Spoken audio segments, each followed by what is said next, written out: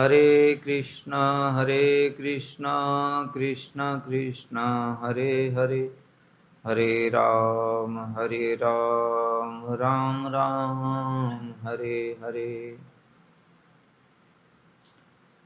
आज एक विशेष तिथि है।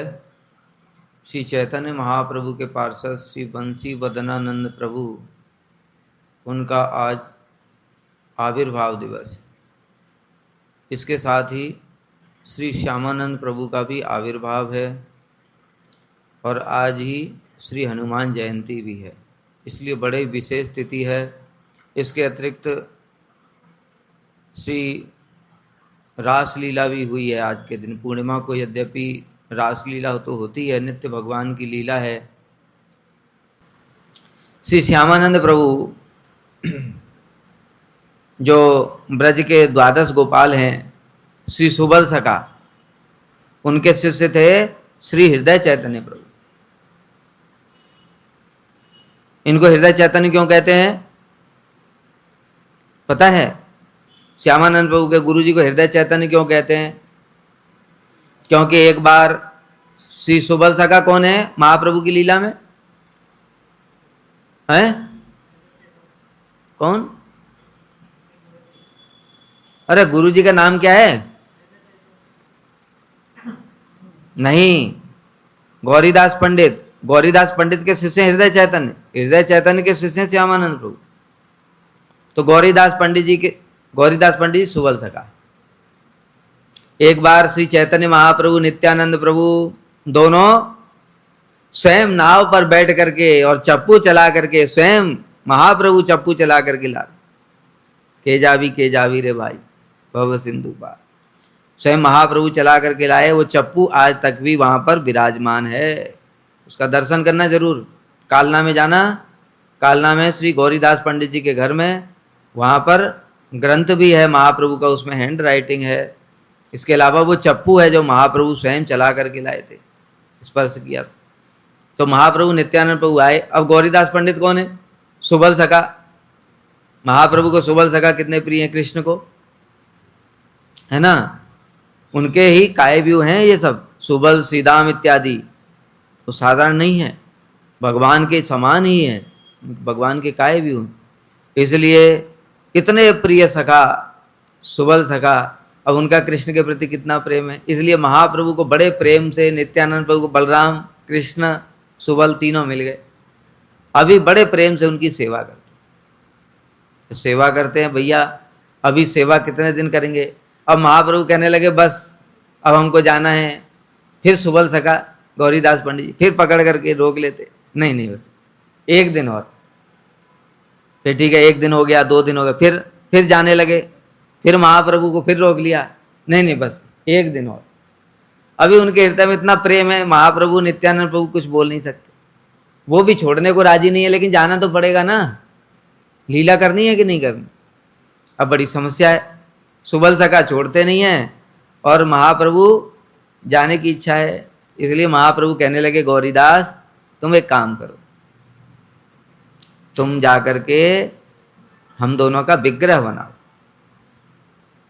तो गौरीदास पंडित जी ने विग्रह बनवा दिया।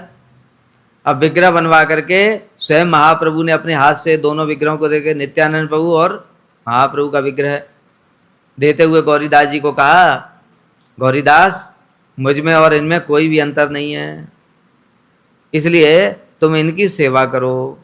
मतलब क्या महाप्रभु कहना चाहते, तुम मेरी सेवा करना चाहते, छोड़ना ही नहीं चाहते, तो इस स्वरूप में तुम मेरी नित्य सेवा कर सकते। इसलिए भैया विग्रह कोई साधारण वस्तु नहीं है, ये स्वयं भगवान ही हैं।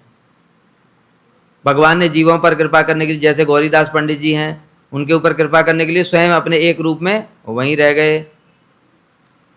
तो भगवान श्री नामाष्टक में श्री रूप गोस्वामी कहते हैं, वाच्यम वाचकम इति उदेति भवतो नाम स्वरूप द्वयम् पूर्वस्मात् परमेव हंत करुणाम तत्राभिजानीमहे। भगवान ने जगत के जीवों पर कृपा करने के लिए 2 स्वरूप प्रकट किए, एक वाच्यम श्री विग्रह और वाचकम श्री नाम। लेकिन उसमें भी श्री विग्रह से श्री नाम की कृपा बहुत अधिक है। कारण क्या है? श्री विग्रह की सेवा 24 घंटे नहीं कर सकते हम, ठाकुर जी को सुलाना पड़ेगा, ठाकुर जी को जगाना पड़ेगा, भोग लगाना पड़ेगा। लेकिन हरिनाम सेवा 24 घंटे ठाकुर जी की सेवा में देश घड़ी काल पात्र शुद्धि अशुद्धि पवित्रता अपवित्रता विचार हैं, लेकिन नाम प्रभु की सेवा में कोई भी विचार नहीं है। इसलिए भगवान ने श्री विग्रह को जगत में जगत के जीवों पर कृपा करने के लिए ही प्रकट किया। तो ये जो थे गौरीदास जी, अब महाप्रभु और नित्यानंद प्रभु चल दिए। गौरीदास जी ने फिर जाके पकड़ लिया, कहते प्रभु ये मुझसे बात थोड़ी करेंगे, मुझे तो आपको ही चाहिए, मैं विग्रह से बात थोड़ी कर पाऊंगा। इसलिए महाप्रभु नित्यानंद को पकड़ लिया। जब पकड़ लिया तो विग्रह चलने लगे, और जो महाप्रभु नित्यानंद को पकड़ा था वो विग्रह बन गए। क्योंकि अभी क्या बताया, विग्रह में और भगवान में कोई भी अंतर नहीं है। ये सिद्धांत को महाप्रभु ने लीला के द्वारा यहाँ प्रकाशित किया है कि मुझ में और मेरे विग्रह में कोई भी भेद नहीं है। इसलिए वो चलने लगे। अभी गौरीदास पंडित ने देखा ये विग्रह हो गए तो उनको छोड़ दिया, और जो चल रहे थे फिर उनको पकड़ लिए जा करके, उनको पकड़ा फिर जा करके वो विग्रह हो गए, ये चल दिए। इस प्रकार से जब कई बार हुआ तब महाप्रभु सांत्वना देने लगे, देखो गौरीदास मुझ में और मेरे विग्रह में कोई भी भेद नहीं है, इसलिए तुम निश्चिंत होकर के आनंद पूर्वक इनकी सेवा करो। अब क्या हुआ, अब महाप्रभु नित्यानंद के विग्रह की सेवा करते थे गौरीदास जी। एक बार क्या हुआ, अब महाप्रभु नित्यानंद प्रभु संकीर्तन प्रिय है, संकीर्तन चल रहा था, संकीर्तन चल रहा था तो चले गए वहां मंदिर से निकल कर। दोनों संकीर्तन में आनंद ले रहे हैं, नित्य कीर्तन में। गौरीदास जी आए, देखा मंदिर में है ही नहीं ठाकुर, महाप्रभु नित्यानंद प्रभु है ही नहीं मंदिर के अंदर। अब उनका क्या भाव है, ब्रज का भाव है। कौन है, सुबल सखा। इसीलिए सुबल सखा को कोई भय नहीं है। उन्होंने लिया छड़ी, और छड़ी लेकर के उन्होंने कहा आज इन दोनों को मैं देखता हूं कहाँ भागे। छड़ी लेकर के अब महाप्रभु नित्यानंद प्रभु ने देख लिया कि भैया अब तो पिटाई होगी, इसलिए वो दोनों श्री हृदय चैतन्य प्रभु के चैतन्य जो इनके शिष्य थे, इनके हृदय में छुप गए थे, इसलिए उनका नाम ही हो गया हृदय चैतन्य। इस प्रकार से उनका नाम हृदय चैतन्य, महाप्रभु उनके हृदय में छुप गए थे। तब से फिर उनको झलक दर्शन, उसके बाद से ही वो झलक दर्शन शुरू हुआ है।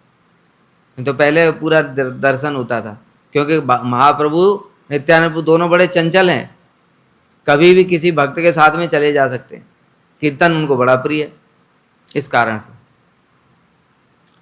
तो सोचने वाली बात है, देखो उनके हृदय में स्वयं महाप्रभु छुपे थे, वो इनके गुरु जी हैं। तो इसके बाद में इनका जो आविर्भाव चैत्र पूर्णिमा तिथि को मेदिनीपुर जिले में खड़गपुर रेलवे स्टेशन के नज़दीक धारेंदा बहादुर गांव में हुआ था। इनके पिताजी का नाम श्री कृष्ण मंडल, माताजी का नाम दुरिका देवी था। इनसे पहले इनके एक और जो धारेंद्र मंडल है, उनके एक पुत्र और एक कन्या हुई थी, और उन दोनों की मृत्यु हो गई। इसलिए बड़े दुखी रहते थे। जब इनका फिर आविर्भाव हुआ तो इसलिए उन्होंने उनका नाम ही रख दिया दुखी, इनका नाम दुखी था। उसके पश्चात जब ये थोड़े बड़े हो गए तब इनका कृष्ण प्रेम जागृत हो गया हृदय में। कृष्ण के प्रेम में विरह में व्याकुल रहते, तो इनकी पढ़ाई लिखाई की व्यवस्था करी उन्होंने। और उसके बाद में जब लौट करके आए तब दिन रात कृष्ण के प्रेम में डूबे रहते, कृष्ण विरह में। तो बड़ी दीक्षा लेने की बड़ी उत्कंठा थी, तो उनके माता पिता ने आदेश प्रदान किया, ठीक है तुम दीक्षा ले लो। तो हृदय चैतन्य प्रभु से दीक्षा ली, और दीक्षा लेने के बाद में दुखी नाम तो पहले से ही था, और उन्होंने नाम दे दिया कृष्णदास। तो इस प्रकार से इनका नाम हो गया दुखी कृष्णदास, ये नाम था इनका। यहाँ पर श्रील प्रभुपाद जी ने वर्णन किया है कि ये गोप कुल में आविर्भूत हुए थे, वैष्णव स्वरूपतः निर्गुण हैं, लेकिन महाप्रभु जगत के जीवों को शिक्षा देने के लिए उनको अलग अलग कुल में जन्म देते हैं। जैसे नीच जाति नहीं कृष्ण भजने अयोग्य, सतकुल विप्र नहीं भजने योग्य, जय भजे सही बड़ अभक्त हीन छार, कृष्ण भजने नहीं जाति कुलादि विचार। नीच जाति, कोई बोले कि भैया नीच जाति कृष्ण का भजन नहीं कर सकता, कहते ऐसी कोई बात नहीं है। व्यादस से आचरणम ध्रुवस्य जवयो विद्या गजेंद्र से का कुब्जाया किम नाम रूपम अधिकम किम तत्सुदामनो धनम। अरे पुलिंद कन्याओं को देखो, वो तो पुलिंद कन्याएं क्या है, वो तो जंगल में रहने वाली जाति की हैं, लेकिन कृष्ण के प्रति उनका महाप्रेम, क्योंकि उन्होंने गोपियों का अनुगत्य किया। इसलिए सतकुल विप्र नहीं भजने योग्य, जो कृष्ण ब्राह्मण कुल में जिसने जन्म लिया है, ऐसा नहीं है कि वही भजन कर सकता है। जय भजे सही बड़ो, जो भजन करता है वही बड़ा है। मठ में भी यही है, कोई पहले आ गया कोई बाद में आ गया, इसका महत्व तो नहीं है। महत्व है भजन का। प्रहलाद जी तो बाद में आए बहुत, लेकिन सारा जगत त्रिभुवन देवता लोग भी, देवताओं की सभा में प्रहलाद का चरित्र गान किया जाता है। अब देवता लोग तो प्रहलाद से बड़े हैं कि नहीं भाई? जब देवता वहां पर इंद्र विंद्र सब थे कि नहीं, जब प्रहलाद जी के सामने भगवान नरसिंह देव प्रकट हुए, तो वो इंद्र इत्यादि तो बड़े हैं, लेकिन वो प्रहलाद जी के चरित्र का उनकी सभा में गान करते हैं, उनकी महिमा गान करते हैं, उनकी जय ध्वनि देते हैं। क्यों? क्योंकि जय भजे सही बड़ो। इसी प्रकार से हनुमान जी, हनुमान जी कौन है? वो तो मनुष्य भी नहीं है। अरे कोई बंदर की पूजा करता है क्या? कोई बंदर की पूजा करेगा मनुष्य? कहते सामान्य बंदर की पूजा कोई नहीं करेगा, लेकिन हनुमान जी की पूजा त्रिभुवन करते हैं। देवता लोग भी उनकी पूजा करते हैं। जब जब उनके ऊपर भी संकट आता है, वो भी हनुमान जी की शरण में जाते हैं। इसलिए त्रिभुवन हनुमान जी की पूजा करता है, और उसमें भी यहाँ तक कि राम से भी ज्यादा हनुमान जी के मंदिर हैं। क्यों? जय भजे सही बड़ो, उनका भजन की महिमा है ये। इसलिए भैया देखो भक्ति की कितनी अद्भुत महिमा है कि भगवान से भी ज्यादा पूजनीय हो जाते। ये स्वयं भगवान ने ही बोला है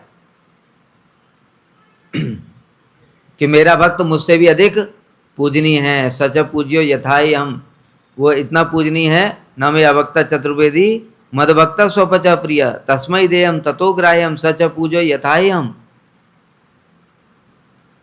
न मे अभक्ता चतुर्वेदी, कोई मेरा चतुर्वेदी, कोई चतुर्वेदी ब्राह्मण है लेकिन मेरा भक्त नहीं है, वो पूजनीय नहीं है।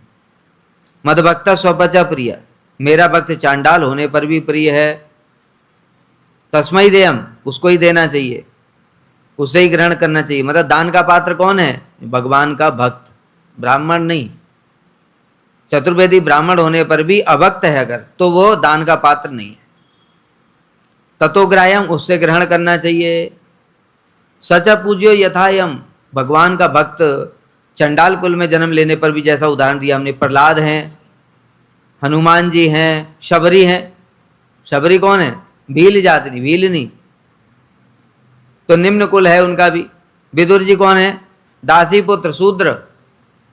ये सब होने पर भी जगत पूज्य हैं। इसलिए जय भजो सही बड़ो। तो इस प्रकार से श्री श्यामानंद प्रभु जो दुखी कृष्णदास हैं, उनका आविर्भाव भी गोप कुल में हुआ।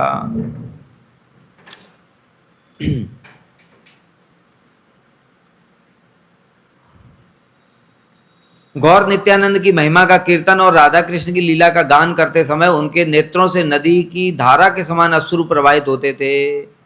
ऐसा आविष्ट था, आविष्ट मतलब अष्ट सात्विक विकार। फिर उसके पश्चात में हृदय चैतन्य प्रभु ने इनको वृंदावन जाने का आदेश प्रदान किया, और वृंदावन जाकर के इन्होंने जीव गोस्वामी के अनुगत्य में भजन किया।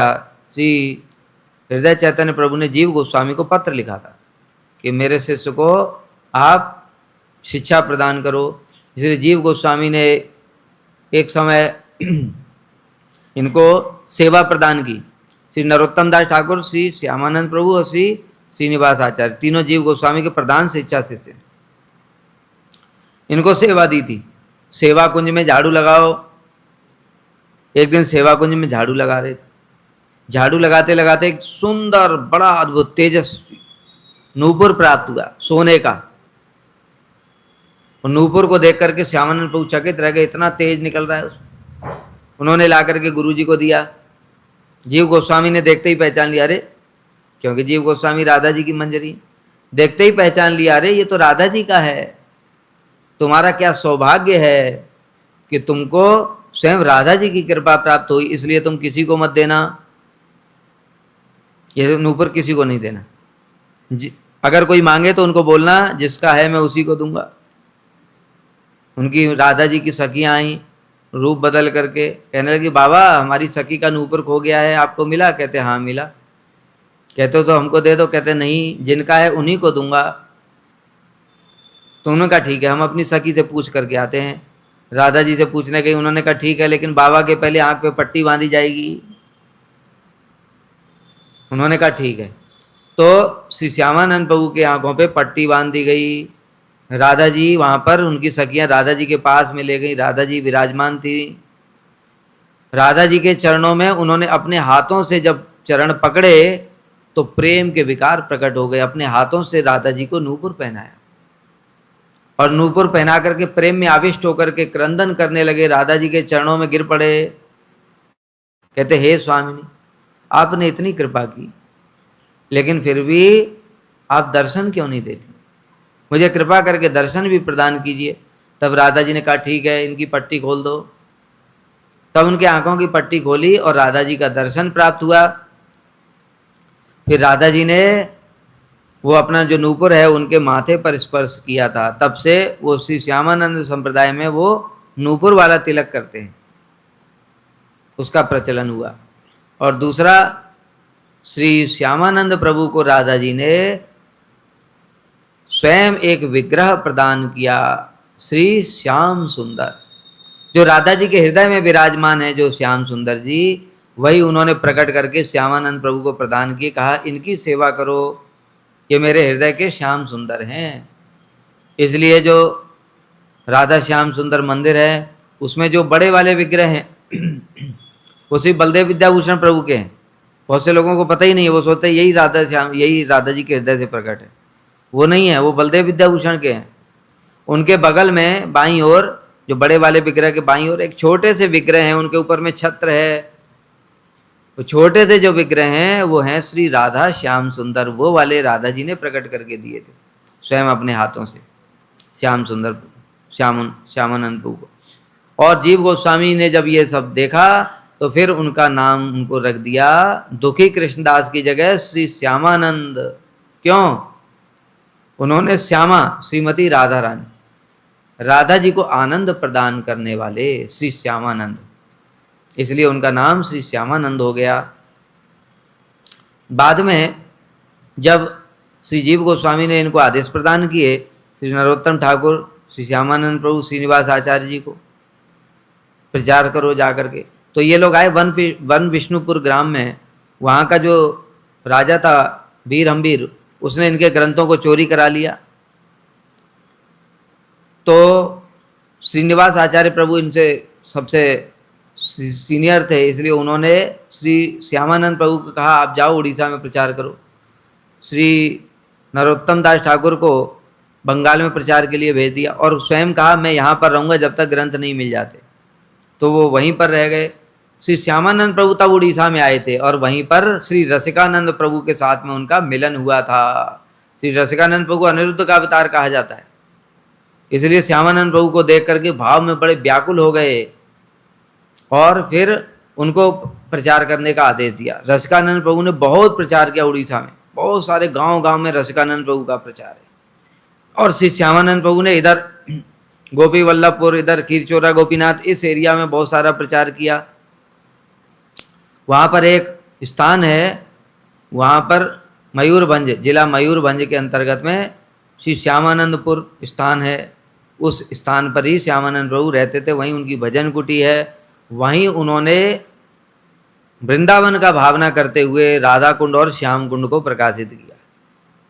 इसलिए वहाँ के लोग सब, जो बंगाल से भी लोग आते हैं और इधर से उड़ीसा से भी लोग आते हैं, जब राधा कुंड की प्राकट्य तिथि बहुलाष्टमी के दिन उस दिन सब बंगाल के और उड़ीसा के भक्त लोग वहाँ राधा कुंड श्याम कुंड में स्नान करने के लिए आते हैं। बहुत विशाल उत्सव होता है वहाँ। और उसके पश्चात में वहाँ पर एक तांत्रिक था, उसने वो देवी का उपासना करता था, उसने 718 जो साधु लोग जाते ना उनको पकड़ करके मार देता था, मार करके देवी को बलि चढ़ा देता था। एक कुएं में डाल दिया था उनको, 718 साधुओं को, सामान फामान सब उन कुएं में फेंक देता था। तो उसको श्यामानंद प्रभु की महिमा पता चली, वहां का जमींदार भी था वो, और उसने एक शेर को, बाघ को वशीभूत कर रखा था, बाघ को वशीकरण करके उसके ऊपर बैठ करके जाता था वो। तो श्यामानंद प्रभु थे वहां पर, एक स्थान था वहां पर बैठे हुए थे, और ये जो तांत्रिक था ये आया वहां पर बाघ के ऊपर बैठ करके। जब बाघ के ऊपर बैठ करके आया उस समय श्यामानंद प्रभु एक मिट्टी की कच्ची दीवार के ऊपर में बैठे हुए थे, मिट्टी की कच्ची दीवार। उन्होंने दीवार को आदेश दिया, वो दीवार ही चलने लगी। वो दीवार के ऊपर बैठ करके वो जब बाघ के ऊपर बैठा था वो दीवार के ऊपर चल करके आए। तब वो हैरान रह गया, अरे मैंने तो बाघ को वशीभूत किया, बाघ तो सजीव है, चेतन वस्तु है ना, और दीवार ये तो जड़ है, इनकी कितनी शक्ति है, इन्होंने जड़ दीवार को ही चला दिया। इसलिए वो तांत्रिक बाघ से उतरा और श्यामानंद प्रभु के चरणों में गिर पड़ा। श्यामानंद प्रभु ने उसके ऊपर कृपा करी और उसको भी वैष्णव बना दिया। इस प्रकार से और भी उन्होंने बहुत सारे वहां पर लीलाएं की हैं। और श्री श्यामानंद प्रभु की जो मूल समाधि है वो वहीं पर है, श्री श्यामानंदपुर में, वहीं पर उनकी मूल समाधि भी है। बोलो श्री श्यामानंद प्रभु की जय, तदि शुभ आविर्भाव तिथि की जय। गौर प्रेमानंदे हरि हरि बोल। वाञ्छाकल्पतरुभ्यश्च कृपा सिन्धुभ्यैव च पतितानां पावनेभ्यो वैष्णवेभ्यो नमो नमः।